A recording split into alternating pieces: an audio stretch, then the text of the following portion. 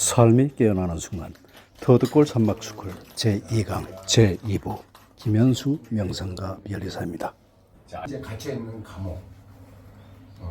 그게 뭔가에 대해서 한번 우리가 실습을 해봅시다. 알렉스님, 이게 뭐예요? 볼펜. 브레인. 에라니. 뭐예요?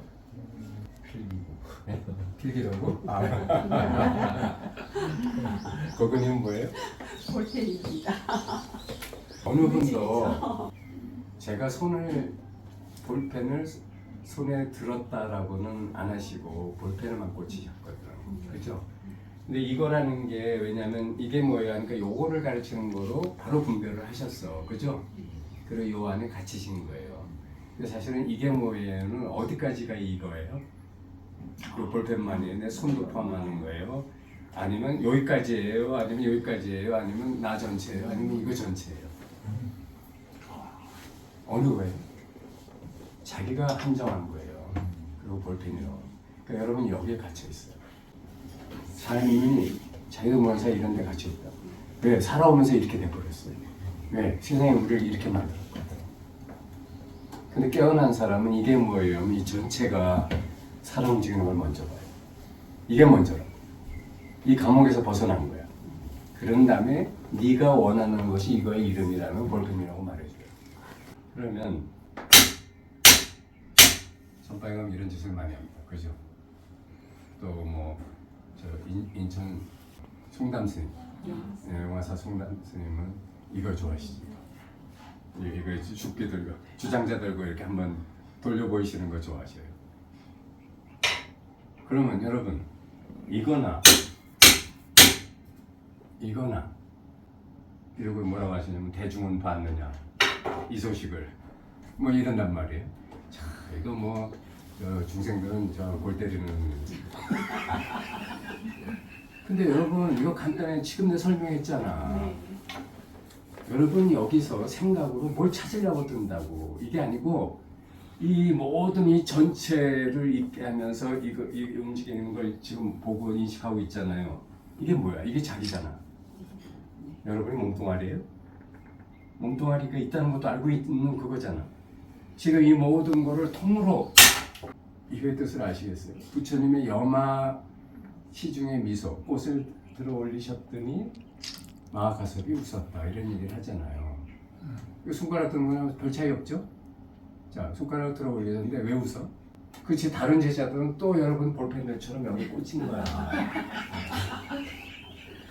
그리고 뭐라고 했겠어요? 아, 부처님 손가락은 길기도 하다. 뭐 이런 분별 망상 속에 있을 때 가섭존자는 이 살아있는 이것이 살아 움직이는 걸 보는 거예요. 여러분이 살아있기 때문에 지금 이 모든 게 이렇게 생생하게 보이는 거예요. 안 그래요? 그죠? 네. 이게 보이지 않아요? 손이 아닙니다. 허공도 아니에요. 손과 허공이 이런 것들이 만나서 지금 뭔가 살아 움직이지 않아요? 그죠? 상에 떨어지지 마세요. 이걸 보고 있는 자신을 돌아보라고. 여기 자기가 살아있잖아. 여러분 죽었어요? 살아있죠? 네. 그게 자기라고. 그게 자기 생명을 보는 소식이야. 그게 자기의 진면목이에요. 그러니까 여러분이 나와서 세상을 보면 아, 나의 진면목은 참 크고 경이롭고 아름답구나 이렇게 보셔야지. 아, 경치가 좋아요 이러고 있으면 안 되는 거예요. 그게 중생이야. 왜 떨어졌어? 아시겠어요?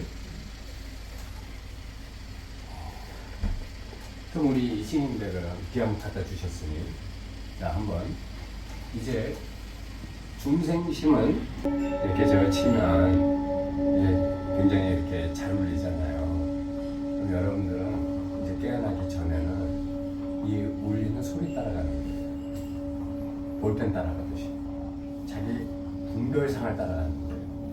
근데 이제 깨어나기 시작한 사람은 어떻게 되냐면 이 소리를 의지해서 이 소리를 듣는 자기를 돌아봐야 돼. 자기 성품을. 아시겠죠? 그러면 얘를 본과 동시에 얘를 둘러싸고 있는 이 허공 자체, 이 전체 자체 여기, 지금 여기를 보는 거예요. 지금 여기에 소리를 듣는 거예요.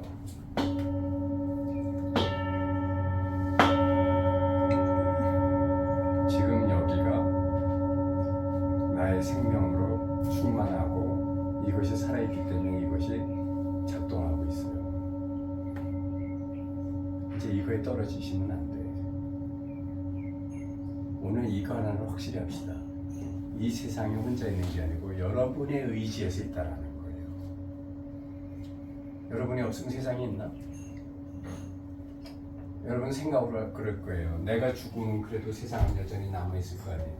그건 여러분 생각이고 실제로는 무슨 일이 일어났냐고. 여러분이 지금 잠만 자도 이 세상은 사라져요. 안 그래요? 그러면 잘 봐요. 어제 봤던 세상이 오늘 아침에 눈 떴더니 또 있고 내일 아침에 눈 떠도 또 있다고 해서 이 세상이 실제인가? 이거를 만약에 100년, 1000년 빠르게 돌려보면 이 세상이 다 변해. 안 그렇습니까? 만약 한 100만 배로 돌려보면 아무것도 고정되는 실체가 없이 막 이러다 끝날 거야. 그죠? 그럼 천천히 슬로우 비디오로 보면 있는 거예요 그러고 막 빨리 돌리면 없는 거예요 그러고 뭐 하는 짓이에요? 실제 하는 건 지금 여기 여러분의 이것밖에 없는 거예요. 부처님이 이걸 보신 거야. 별을 보고 별에 떨어진 게 아니고 볼펜 보고 볼펜에 떨어진 게 아니고 이 모든 것을 인식하고 있게 하는 이 자리를 본 거예요. 이게 깨어나는 거예요. 별거 아닙니다. 그래서 향국 스님이 어떻게 깨어났냐면 화두 참선의 끝에는 이렇게 깨어나는 거예요. 해가지고 마침내 모든 분별이 다 끊어지고 진짜 멍하니 그냥 오로지 의단만 남아있지 의문 의심도 다 해가지고 그냥 의문의 끝에 섰어요. 집중한 이것만 있어. 그래갖고 이제 소변이 마려서 자기도 모르게 화장실에 가려고 이렇게 나왔는데 비가 막 쏟아지는 거야. 비가 막 쏟아지니까 처마 밑에서 잠깐 기대고 섰는데 갑자기 기대고 섰는데 여기 뭐 뾰족한 게 있었는데 이렇게 손이 좀 찔린 거예요.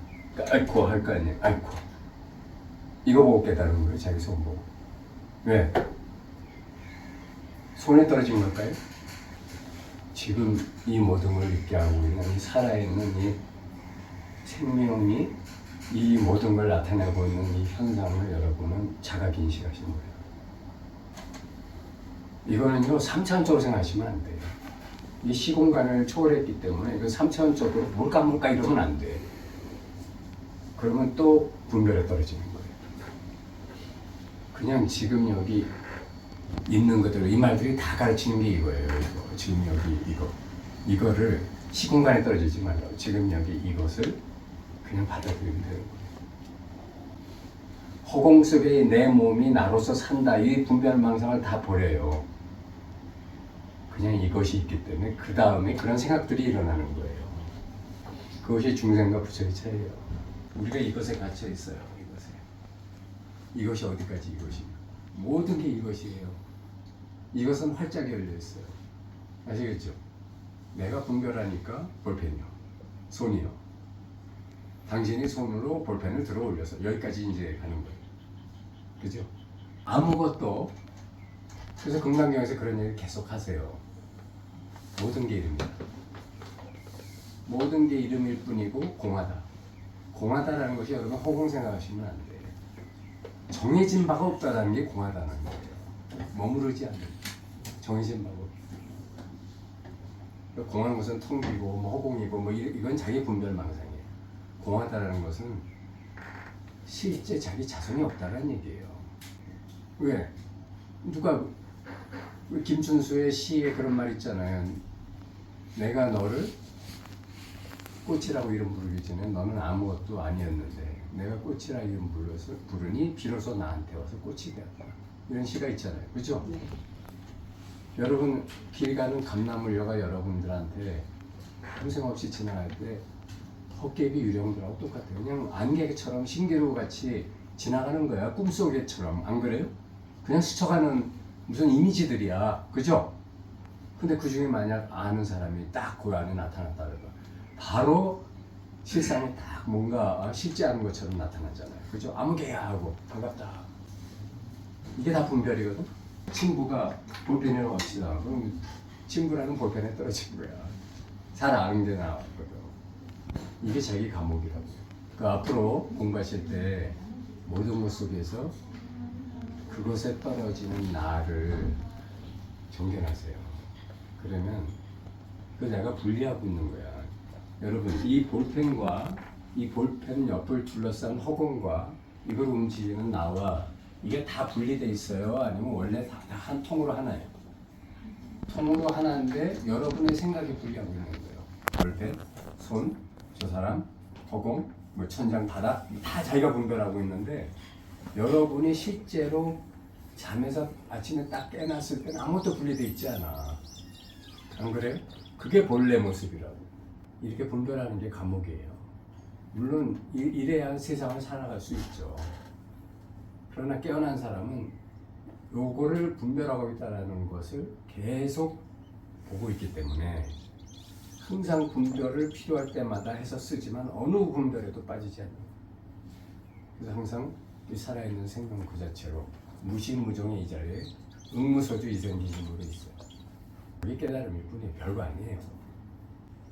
그러니까 앞으로 그런 마음 자세로 모든 걸 분별하되 그 분별에 떨어지지 않으시면 돼요. 이거 연습하면 돼요. 그게 보림이고 그게 공부예요. 깨어난 다음에 보림하는 공부가 바로 이 공부고 이걸 체험하기 전까지는 무슨 짓을 해도 번뇌망상이에요. 이 감이 오셔야 돼요. 자, 혹시 질문들 있으신가요? 네. 저는 작년에 정경 강의 이거 들었거든요. 아, 예. 네. 아, 1년 전인데. 네. 두 번째 들으면 네. 훨씬 깨달음이 클 줄 알았는데 네. 여전히 제 이해 수준은 비슷한 것 같은 걸 느끼고요. 그리고 제가 최근에 어떤 그런 깨달음이 있었어요. 작년에 선생님이 그런 이야기 하셨거든요. 어떤 분이 깨달음을 얻었는데 그 숲을 가다가 숲에서 어떤 떨어지는 낙엽? 나뭇가지 소리. 나뭇가지 소리였다. 네. 그런 걸 보고 깨달음을 얻었다. 네, 그런 분도 있죠. 네. 사실 그때는 사실 잘 이해가 안 됐어요. 네. 제가 최근에 어떤 경험이 있었냐면 네. 저는 이제 산에서 사는데 저희 산에 올빼미가 있어요. 네. 올빼미가 있는데 올빼미 새끼를 이렇게 멀리서 보고 있는데 올빼미가 저를 뒤에서 훅 쳤어요. 볼펜이가 네, 날아왔어서. 날아왔어요? 네, 어. 너무너무 놀랐어요. 너무. 친구가 잘했나 보다. 네, 자기 새끼를 해칠까 봐. 아, 자기 새끼를 찾아가. 네, 날개를 쳤는데 네. 귀 뒤에서 이제 피가 날 정도로 어이구. 충격을 받았는데. 네. 볼펜이 발톱이 날카로운데요. 네, 그런데 제가 이제 그 뒤에 네. 어떤 느낌이 좀 있었냐면 네.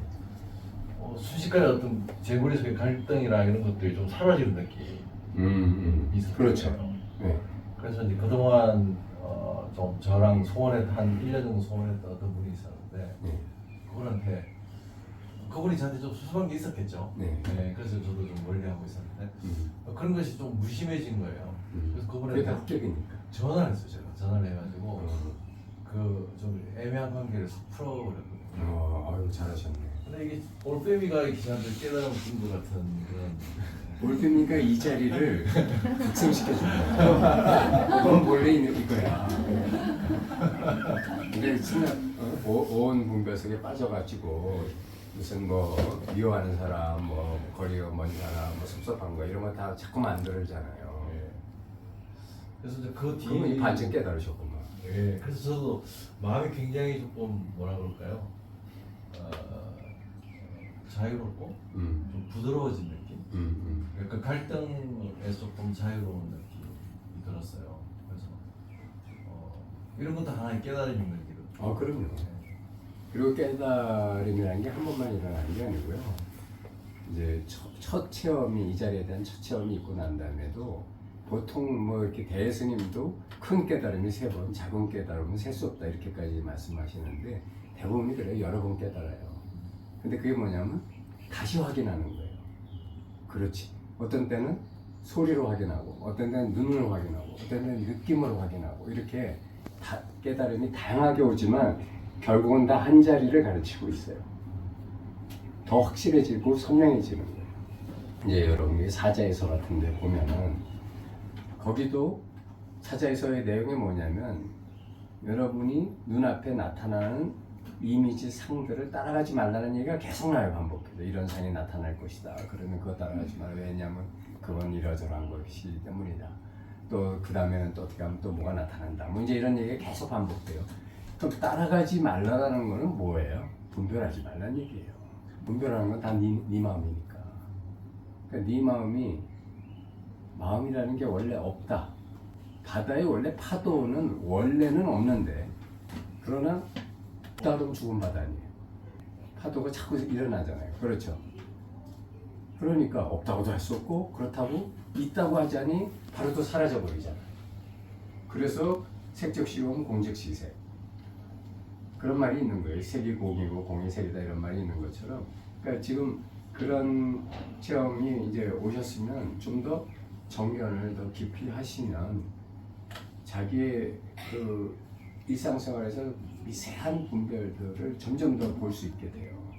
그래서 마지막에는 정말 나도 모르게 내 안에 깔려 있었던 뭐 진짜 뭐 어떤 애잔한 그리움이나 어떤 알지 못할 섭섭함, 외로움 또는 어떤 두려움 뭐 이런 것들의 뿌리까지 보게 돼요.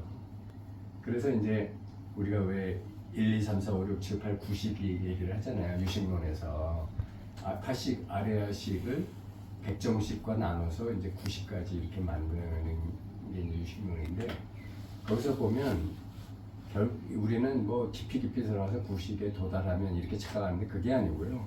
원래 이 세상은 90밖에 없어요. 생명밖에 없다고. 근데 그게 원래 가진 기능이 1, 2, 3, 4, 5식이에요. 정오식. 안이비설 신. 그리고 요게 조금 고도의 진화가 되면 생각하는 기능이 생겨요. 육식이.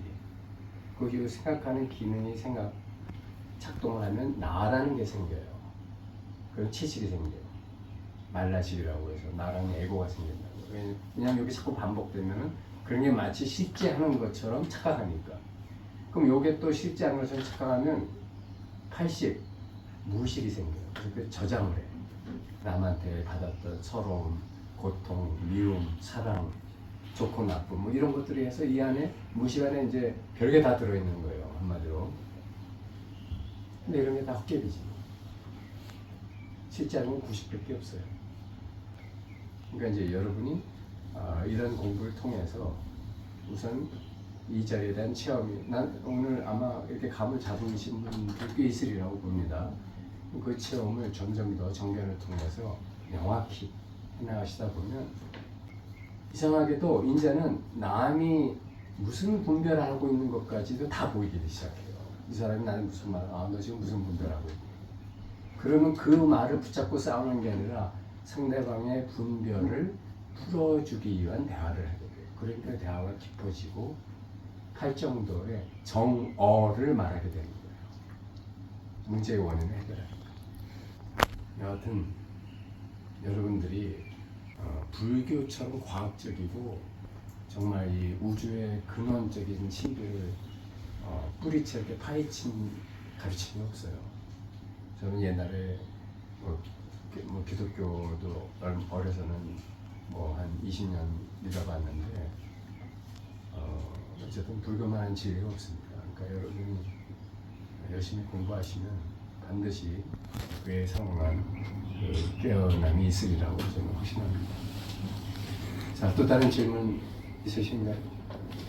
분별을 하지 않는 상황에 대해서 제가 이미지를 형상화 좀 그것도 생각이지만 해봤을 때 이 공간을 좀 벗어나서 위에서 저희를 이렇게 밑에서 내려보는 것처럼 그런 순간으로도 비유 해석을 할 수도 있는 건가요? 그거는 지금 이제 아직 공부하시는 과정이나 그런 분별을 하시는 거고 여러분이 진짜 나중에 정말 밝아지시면 헛짓이었다. 지금도 그런 어떤 이미지를 만드는 것 자체가 헛짓이에요, 사실은. 그러니까 그게 이럴 것이다, 저럴 것이다, 자꾸 이런 거를 해서 좀 더 알려고 그런 걸 하시는 거는 제가 이해가 돼요. 저도 그랬으니까. 그런데 저는 그거보다는 그렇게 된 그런 습관을 또 들이면 그게 과거에 어떤 세상 공부하던 습관이 이 공부에 적용되는 방식이거든요. 그런 습관에서 완전히 벗어나는 게 제일 빨라요, 사실은. 그러니까 뭐든지 이렇게 내려놓는 거예요. 이것도 분별이지, 이것도 분별이지. 이렇게 내려놓으면 이제 제가 이 얘기를 하면 또 이게 이 현대인들이 이것 아니면 저것이라는 이게 강해서 그래서 그러면 아무것도 하지 말고 무슨 멍청하니 가만히 있으라는 얘기입니다. 그럼 너무 외롭잖아요. 조용하잖아요. 적막하잖아요. 아무것도 없이 텅 비었잖아요. 또 이런 얘기를 해요. 저는 그런 얘기를 한 적이 없거든. 그냥 내려놓으면 뭔가가 서서히 자기를 드러낼 거예요. 그걸 미리 예단하지 마시고 그냥 해나가다 보시면 체험이 와요. 그러니까 우리가 그 수영을 잘하려면 첫 번째는 물에 나를 맡겨야 됩니다. 자꾸 내가 어쩌려고 하면 자꾸 물 먹거든요. 가라앉고 완전히 내가 맡긴 다음에 그 다음에 조용히 팔다리를 흔들면은 앞으로 나갈 수 있잖아요. 처음에는 이거를 나를 물에 뜨는 연습을 하셔야 돼요. 그러니까 이 자리에 나를 내어 맡기는 연습을 하셔야 된다. 이게 가장 빨리 도달하는 방법이에요. 그 약간 멍청이가 될 수 있어요. 그리고 저때 약간 애가 뱅해 이럴 수는 있는데 그 과정이니까 저는 나중엔 더 총명하고 지혜로워지고 이 모든 것에 대해서 이렇게 활짝 깨어 있을 수 있습니다. 내년 이맘때를 아직 또 내년에 만날 기약은 없습니다. 예. 죽기 전에 궁금한 거 있으면 이 찬스를 놓치지 마시고. 말씀하세요. 귀한 말씀 너무 감사히 잘 들었습니다. 근데 이렇게 말씀 듣다가 네. 아까 이게 뭐예요? 이렇게 했을 때 네. 볼펜이야 이렇게 하면 되게 편하거든요. 네, 이게 되게 삶이 분별을 하면 삶이 되게 편한데. 그렇죠. 왜냐하면 네. 마음은 항상 편한 걸 지향해요. 왜냐하면 마음은 머물러 있기를 원해요. 이 중생심은. 물이 고여 있으면 어떻게 되죠? 편안하긴 하지만 썩어요. 우리가 무슨 스타벅스를 들어가면 우리 동네에 있는 스타벅스 가면 내가 가는 자리가 대부분 사람은 있어요. 좋아하는 자리가. 그 자리가 앉으려는데 누가 앉아있으면 에이씨 하고 딴 데 가요. 그죠? 심지어 자기 집에서도 좋아하는 자리가 있다니까. 요렇게 모든 걸 정해놓고 있음으로 인해서 에고가 강화되는 거예요. 좋아하고 편해하는 게 누굴까요? 변화를 싫어하는 거예요. 그러니까 걔를 위하면서 우리는 사는데 그렇게 하기 때문에 깨어나지 못하는 거예요. 그래서 적어도 깨어남의 시간에는 우리가 변화를 일부러 찾아서 해야 돼요. 왜 가만히 보세요. 어떤 사람은 주어진 일생 동안에 맨날 똑같은 짓만 반복해요. 회사 출근해서 집에 갔다가 똑같은 거 해먹고 텔레비 똑같은 프로 보고 자고 그리고 뭐라 하냐면 인생 뭐 있어 그래요. 근데 어떤 사람은 히말라야를 하고 어떤 사람은 스카이다이빙을 하고 패러글라이딩을 합니다. 나는 누가 옳다는 얘기가 아니에요. 다만 자기 삶을 기왕이 태어났으면 더 많이 체험하고 느끼는 것이 자기 삶을 충실하게 사는 거지. 똑같은 짓 하면 편하네요. 패러글라이딩 하거나 히말라야 올라가면 불편합니다. 산에 가서 비박하려고 그래봐요. 힘들어요. 그러나 지나놓고 보면 어떤 삶이 나한테 이 삶을 더 성장시키고 풍성하게 풍요롭게 해줬을까? 우리가 고통과 상처를 통해서 성장하지 고통과 상처 없이 온실 속에 화초처럼 가만히 있으면 성장이 없어요. 저는 그 말씀을 드리고 싶어요. 깨어남에 대한 이야기 하시는 분들이 지향하는 것이 좀 자연 속에서 어떤 편안함, 네. 그 편안함 속에서 안주해서 사는 경향도 있는 것 같습니다. 네. 깨어남 이후에 어떤 네. 성취와 더 존재를 확장하는 방식의 삶이 저절로 이루어진다고 말씀을 하죠. 네. 그건 삶이 나를 이끌어요. 내가 어떻게 해야 되겠다가 아니고 그때는 삶이 나를 이끌어요. 그 깨어남만으로도 그럼요. 그러니까 깨어남 이후의 성취와의 그 상관관계가 궁금해서 그거는 이제 여러분이 깨어났다고 해서 깨달으면 아니에요. 깨어남이 일상 속에서 자연스럽게 자기를 매 순간이 깨어 있음으로 확장되고 증폭돼서 깨어남 그 자체가 될 때 깨달음이라고 말할 수가 있어요. 무슨 말인지 아시겠죠? 그러니까 왜 저 화엄경에도 보면 불보살에 52지위까지 있잖아요. 52단계로 나눠놨어. 그죠? 그러니까 자기가 깨달은 걸 처음 했다 해서 깨달은 게 아니고요. 깨어난 것 뿐이에요. 우리는 깨어난 존재지. 그러니까 보살이지 부처는 아닙니다. 내가 부처인데 이론적으로는 가능한데 실제적으로는 아직 보살 단계에 있다고 보는 게 더 정확해요. 그런데 여하튼 보살의 단계가 이렇게 높은 지위로 갈수록 팔정도가 자기 자신이 저절로 자연히 우러나가겠죠. 공자님 말씀도 그랬잖아요. 뭐 60에는 이순이 되더니 70에는 모든 게 마음대로 해도 법도에 어긋남이 없었다. 이게 팔정도 얘기 아니에요. 그러니까 그런 식으로 삶이 나를 변화시키지 내가 어떻게 해서 되는 게 아니란 말이에요. 큰 바위 얼굴처럼 되는 거예요. 살다 보니까 그렇게 돼버렸어. 그래서 삶이 나를 자기가 깨어나서 이 나란 현상을 자기가 꽃을 피워버려.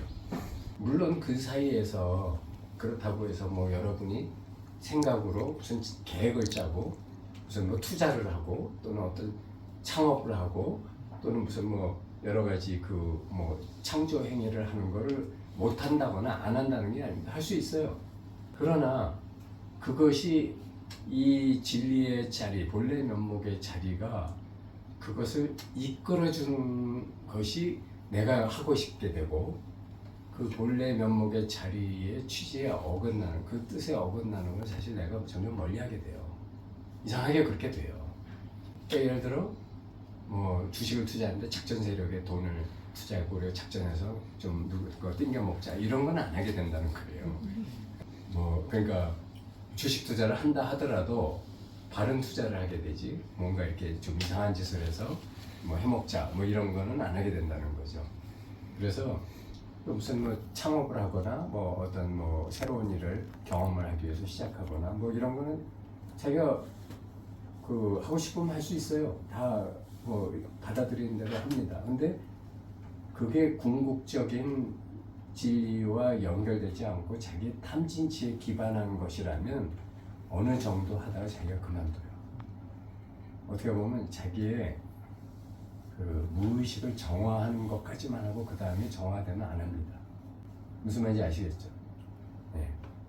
그래서 우리가 부처를 실현해 간다 이렇게 말할 수도 있어요. 그냥 너무 걱정하실 거 없어요. 일단은 깨어나시고 그 다음에 그거를 보림해 가시다 보면 삶은 저절로 자기가 나한테서 장미를 꽃피우든 들고가를 꽃피우든 코스모스가 피어나든 알아서 피어날 겁니다.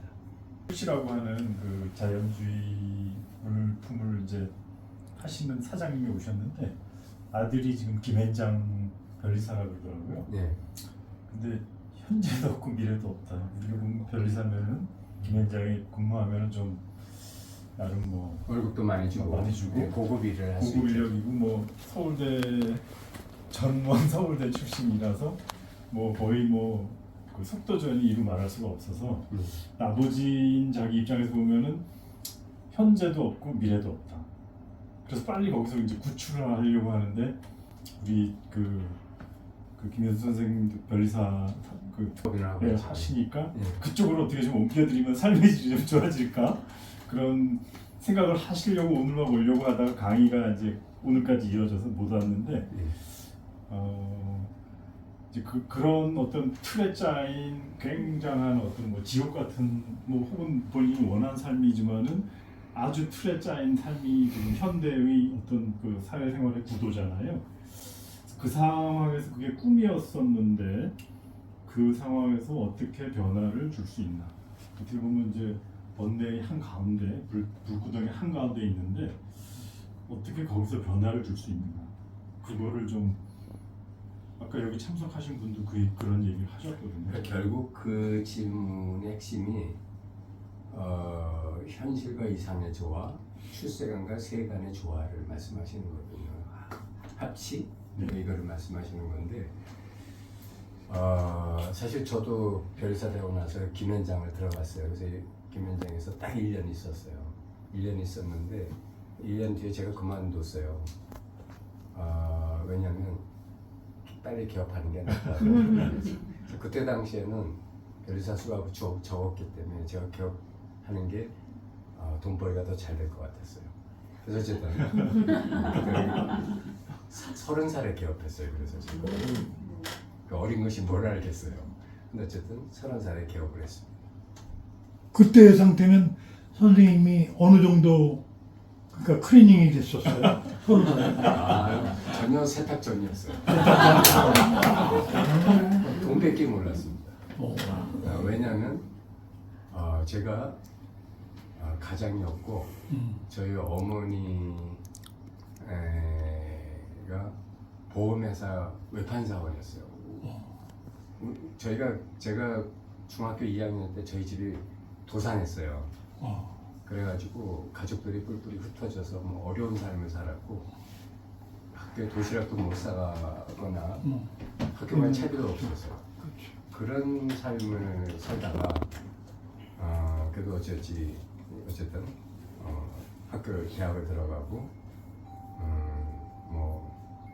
근데 저도 이제 서울대 미대를 나왔거든요. 웅민과를 나왔어요. 그런데 워낙에 제가 휴문고등학교를 나왔는데 우리 미술 선생님이 저를 워낙에 너는 꼭 미대를 가야 왜냐하면 너무 재능이 천재적이야 뭐 이러면서 저한테 사기를 쳐가지고 넌 정말 그런 줄 알았어요. 그래서 너 법대 상대 이랬는데 가봐야 그 장사꾼밖에 더 되냐 뭐 이게 역사 이름을 남기려면 예술을 해야지 뭐 이런 데 속아가지고 갔더니 웬걸 다 천재들인 거야. 그리고 나는 그 중에서 중간 가면 다행이야. 야 어떻게 저렇게 잘하냐 이런 애들이 전국 각지에서 온 거예요. 그래가지고 참 그때부터 고민이 시작됐어요. 그런데 어쨌든 저는 그 전에는 마음 공부 어려서부터 제가 조영 기자님하고 저하고 이렇게 대담한 게 기사 그 유튜브가 5개가 있어요. 뭔가요 그게? 그거를 2, 3년 간격으로 4번을 꿨는데 거의 비슷한 꿈을. 네, 똑같죠. 똑같은 꿈이고 안내자도 똑같아요. 그래? 그리고 나중에는 그 자기 이름이 뭐라는 것까지 말해줬는데 영어 이름이에요. 앤더슨이라고. 그래서 저는 지금도 그 사람 얼굴을 기억해요. 4번이나 꿨기 때문에. 그걸 보시면은 제 과거가 다 나와요. 근데 저는 어려서부터 이상한 꿈을 꿨어요. 아주 귀한 실적. 그게 뭐냐면 뭐 이렇게 속된 말로 천사가 나를 안내해갖고 천상세계, 지옥세계를 여행하는 꿈을 여러 번 반복해서 꿨어요. 근데 너무 리얼한 거야. 그리고 그게 나중에 보니까 스웨덴보르그라고 하는 무슨 스웨덴의 그 유명한 그 사람이 쓴 책의 내용하고 일치하는 거예요. 그 책을 저는 나중에 봤거든요. 저 대학생 돼서. 그러니까 너무 깜짝 놀랐죠. 내가 이상하네 이 꿈을 한 5번인가 반복을 했는데 한 2, 3년마다 한 번씩.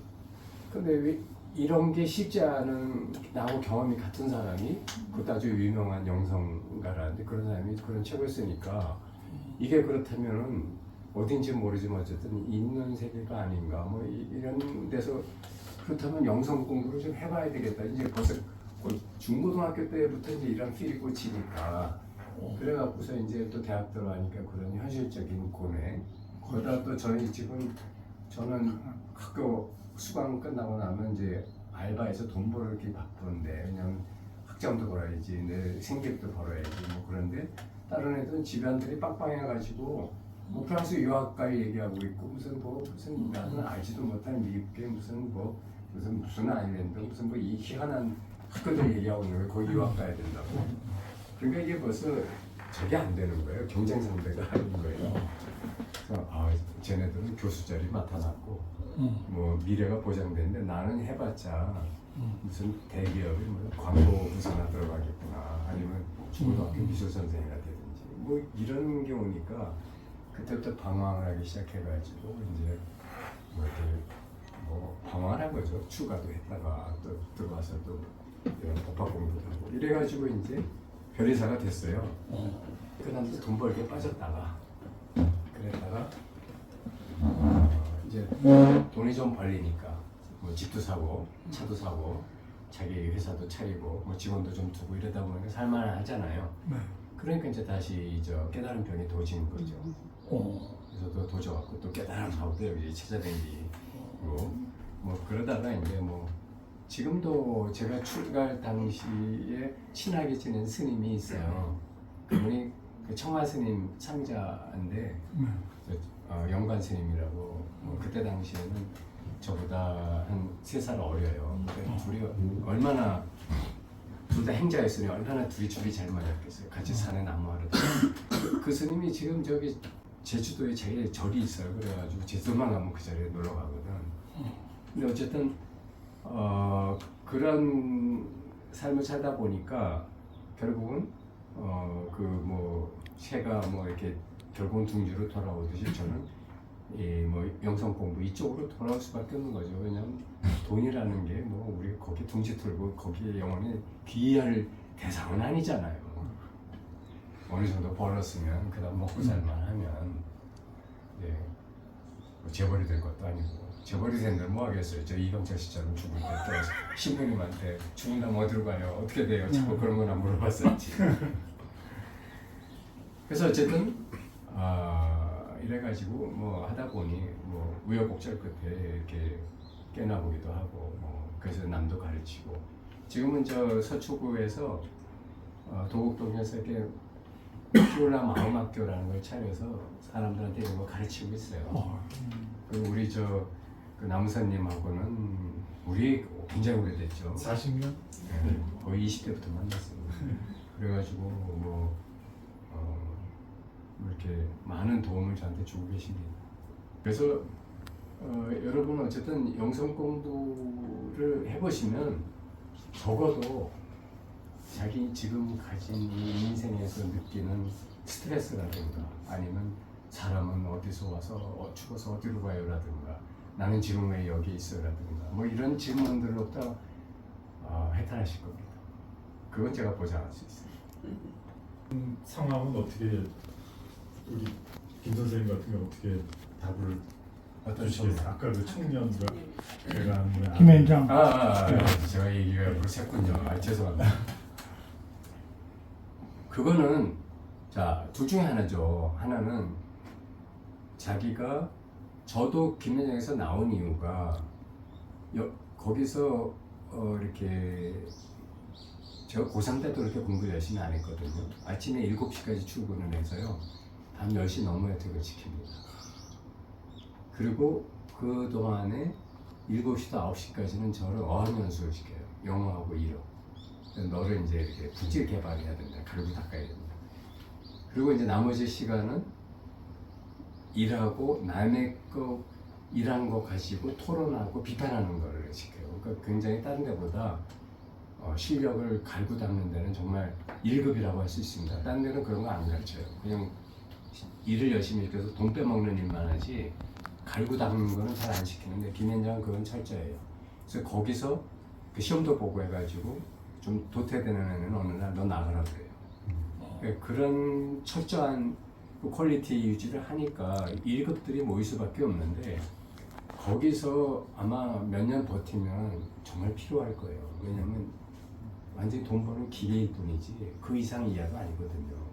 그러면 결국 거기서 처할 수 있는 자기가 행할 수 있는 건 두 가지밖에 없어요. 하나는 내가 목표한 어떤 이제 거기서 파트너가 되고 뭐 어느 정도까지 가면은 그 다음엔 자기 실력이 쌓이겠죠.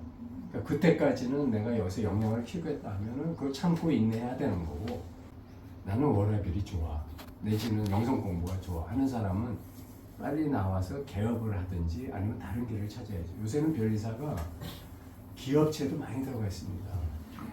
그래서 기업체 좀 우스운 얘기인데 변호사가 개업하면 요새 연봉이 3,000에서 5,000밖에 안 해요. 월급 안 주는 데도 있어요. 변호사 흔하게 돼요. 근데 변리사는 연봉이 보통 6,000에서 8,000부터 시작합니다. 그러니까 변리사 월급이 더 많아요. 네, 어쨌든 그랬는데 그러니까 그런 자기 나름대로 나와가지고 빨리 개업을 하든지 아니면 어차피 내가 김현장에서는 파트너가 되기는 어렵겠다. 워낙 날 이기는 사람들이 많으니까. 그러면 차라리 중견 어떤 특허법이나 법무법인 가서 거기서 파트너 되겠다. 이렇게 빨리 길을 잡고 나오는 방법도 있죠. 그런 사람도 많아요. 김현장에서 한해 나가는 사람이 보통 한 5% 정도 됩니다. 그러니까 김현장 총 인원이 지금 한 3,500명 정도 되거든요. 1년 매출이 한 1조 2천억 되고. 그런데 5%면 적은 숫자가 아니죠. 한 200명 가까이 되니까. 근데 이 종이에다 글씨 써갖고 1조 2천억 번다는 게 한 달에 1,000억 번다는 얘기인데 대단하죠. 자, 어쨌든 그래서 그게 이제 현실적으로 본인이 택할 수 있는 길이고 내면적으로 보면은 즉 그런 고민을 왜 하냐면 자기가 힘들어서 하는 거거든요. 편치 않아서. 그렇잖아요. 맞습니다. 그러면 누가 힘들다고 하는 거냐 하면 자기 생각이 하고 있는 거예요. 그렇죠. 생각이 힘들다고 하고 있는 거예요. 즉 다시 말하면 생각이 이래야 되는데 이렇지 않다라는 거거든요. 그러면 저는 이런 말씀을 드리고 싶어요. 그분이 눈앞에 있다면 네 생각이 너를 이끄는 대로 가면 네 생각의 규모나 레벨만큼의 인간이 된다. 사람은 자기 생각 이상의 수준이 못 돼요. 그 생각하는 수준만큼의 인간만이 됩니다. 그래서 네가 정말 우리나라의 대단한 인간이 되려면 네 생각하는 방식을 바꿔라. 우선 생각하는 법부터 제대로 배우라. 난 이렇게 말하고 싶어요. 그러니까 너보다 더 큰 예를 들면 멘토가 있을 거 아니에요. 멘토를 찾아가면 그 업종에서 그 멘토는 너 왜 생각이 그따위냐? 생각 좀 이렇게 해볼 수 없니? 이 말부터 해줄 거예요. 우리가 자식을 왜 교육을 시킬 때 자기 식대로 애한테 얘기하죠.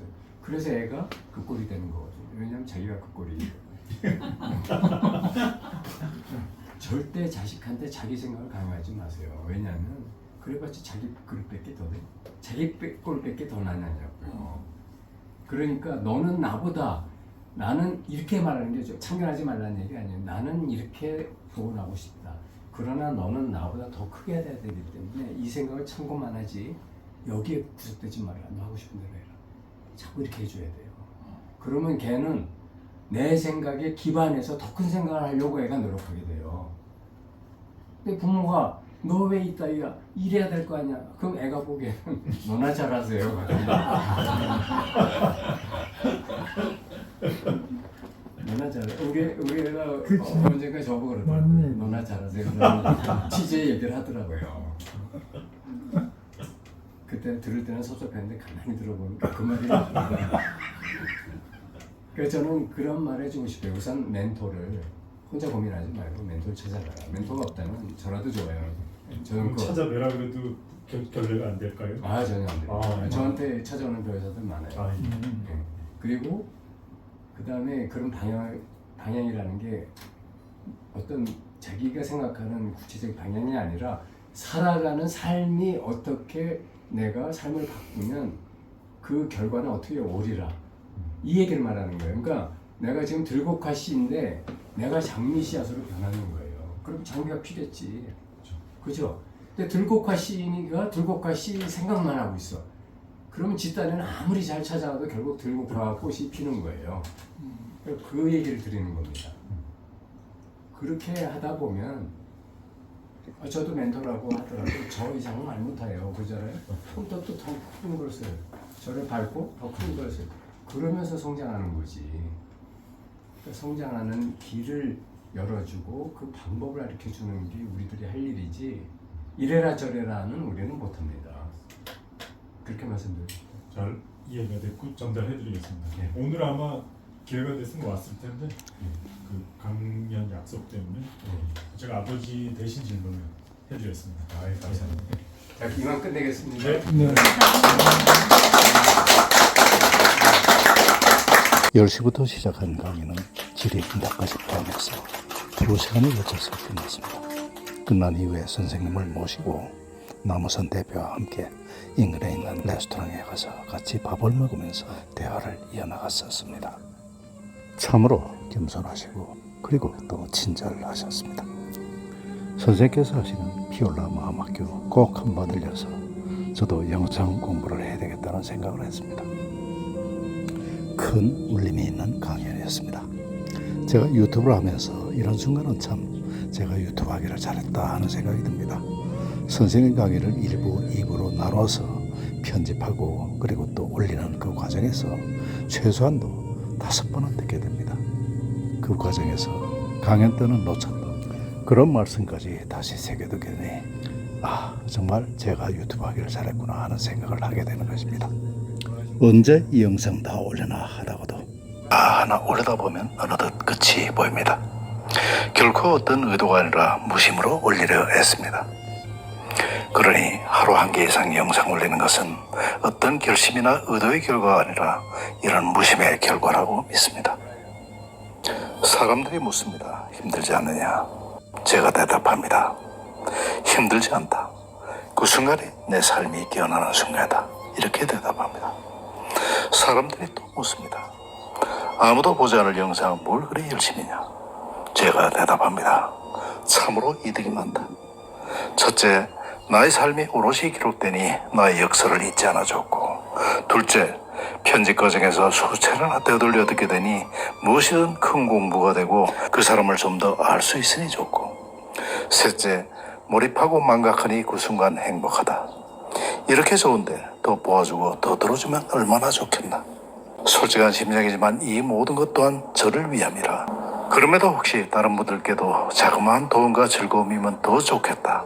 이 또한 저의 진심이니 저의 넋두리를 너무 나무라시지는 마시기 바랍니다. 내 속엔 내가 너무도 많아. 다시 한번 보내드리면서 권택TV 인사드립니다. 오늘도 행복한 하루 되십시오. 감사합니다. 고요히 살펴봅니다. 과연 내 속엔 얼마나 많은 내가 존재하는가? 동물처럼 먹고 자는 나, 위선하는 나, 남이 어찌되든 나만 좋으면 된다는 이기적인 나, 남과 나를 끊임없이 비교하며 남보다 항상 잘나고 더 많이 갖고 더 오래 살아야 한다고 욕심부리는 나. 그런가 하면 내 안에는 세속의 욕망을 누르며 양심의 소리에 귀를 기울이고 자신을 낮추고 참나를 찾아 정진하고 싶어하는 저도 있습니다. 이런 양면의 나만 이 세상에 존재하고 그 경계가 명확하여 삼척동자라도 그 옳고 그름을 분명히 할 수 있다면 문제는 그리 복잡하지 않을 터입니다. 문제는 이런 내면의 나들이 때와 상황에 따라서 서로 결합하고 반복하며 이합과 집산을 거듭하고 스스로 개발 진화하여 그야말로 천태와 만상으로 나타나 종국에는 나도 어쩔 수 없는 나가 된다는 것에 있습니다. 내가 못난 짓을 할 때마다 친구가 내게 하던 말이 있습니다. 야, 이거 대욱이 아니다. 이건 소욱이다. 소욱의 짓이다. 대욱이가 참나라면 못난 짓, 부끄러운 짓, 못된 짓을 하는 나는 모두 소욱입니다. 작은 우가들이 철모르고 날뛰면 큰 우가가 나서서 눈을 보라내고 큰 소리로 모두를 숨지게 만드는 그런 나이고 싶습니다. 대욱이도 소욱이도 모두 나의 모습일 것입니다. 그 모두를 관찰하는 또 다른 나도 있을 것입니다. 내 안에 얼마나 많은 내가 있던 간에 나는 하나의 길을 가고 싶습니다. 옛 성현들의 말에 노력하고 깨닫다 보면 소리에 놀라지 않는 사자의 장중함과 그물에 걸리지 않는 바람의 자유와 무쇠 뿔과 같은 부등심을 얻는다 했습니다. 정심소의 불구의 경지, 무의 대자유가 그에 있다고 합니다. 성현들이 가르치는 길이 쉽지는 않지만 부와 기와 이익을 쫓는 방법들이 아내와 자식들 보기 부끄럽지는 않은지 다시 한번 마음을 단속합니다. 신불부인 면무참색, 마음에 저버리지 않으면 얼굴에 부끄러운 빛이 없다. 이처럼 나를 지킬 수 있을 때 비로소 자존이 살고 자존이 살아야 자유가 산다고 믿습니다. 그래야 호하고 당당하네요. 담담한 나만의 삶을 살 수 있지 않겠나 싶습니다. 그래서 자기로 살고자 하니 남의 삶을 살고 있지는 않은지 오늘도 반성합니다.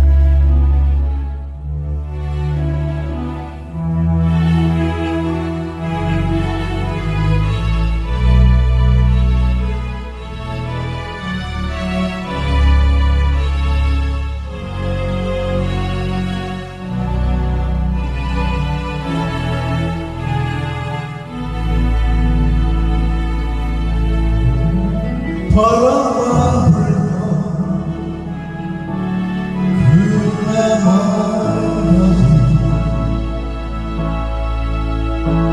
서로 기다리며 울어대고 쉴 곳을 찾아 지쳐